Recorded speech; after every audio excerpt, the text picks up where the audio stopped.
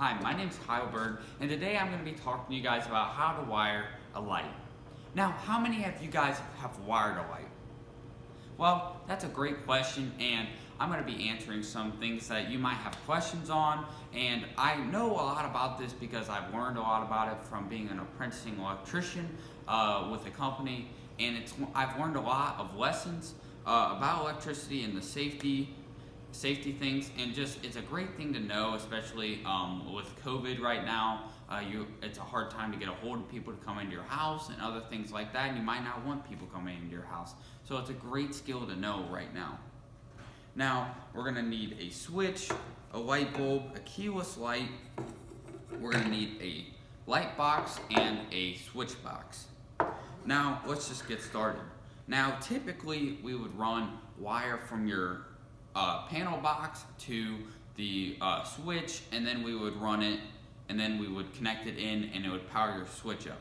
Now for this particular exercise, we're going to be using this plug and plugging it into this cord and see if our light works.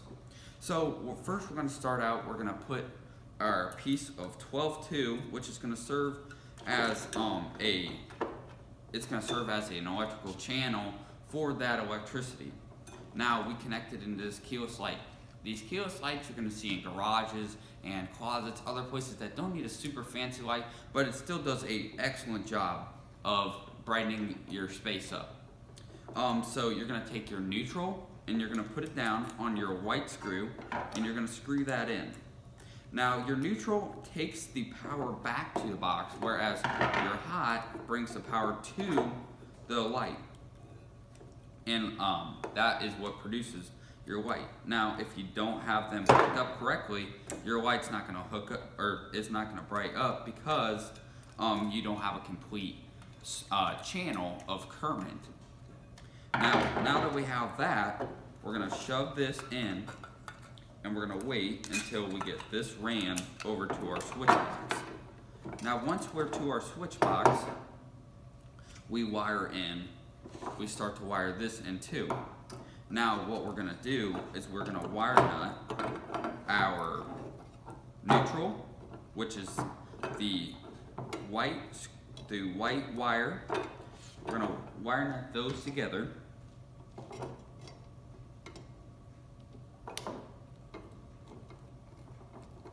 And the reason we wire nut these together is because a switch needs two hots, which the two hots are your two black wires.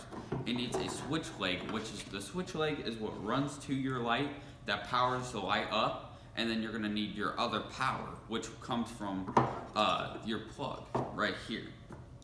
So after that, we're going to also wire nut the ground together. The ground is a safety feature that actually just got introduced in the late 80s, because a lot of houses didn't have grounds, and it was starting to cause issues such as fire and other things like that. So we wanted to prevent that, and so they came up with the ground just for safety. And so then we hook the black onto the gold screw, and then we hook the other black. It doesn't matter what order in particular you hook it up. And we put the second black on the bottom gold screw.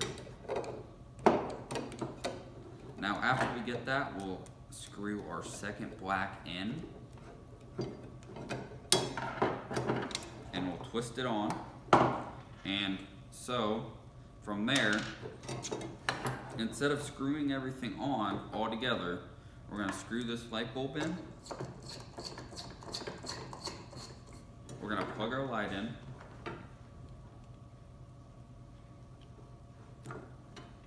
And it's working. So that's how we know if the light is working. Obviously, when we're done with that, we're going to make sure we disconnect the power, because safety is important as always. So then after that, we are going to put our screws in for our switch, because we don't want anybody being able to just wiggle this around. It's really dangerous if you are able to wiggle around your switch because it can cause sparks and other things like that. So obviously, you put the cover on, which is right here. You put the cover on like this, and then you screw in your light, and then that's how you wire a light right there. It's a really important thing to know, especially with projects and everything. And right now we're running out really low on the trades, so it's a great thing to know, especially doing stuff yourself if you want to redo your house or you have a little electrical problem. I hope this helps further your electrical journey, and thank you guys for listening.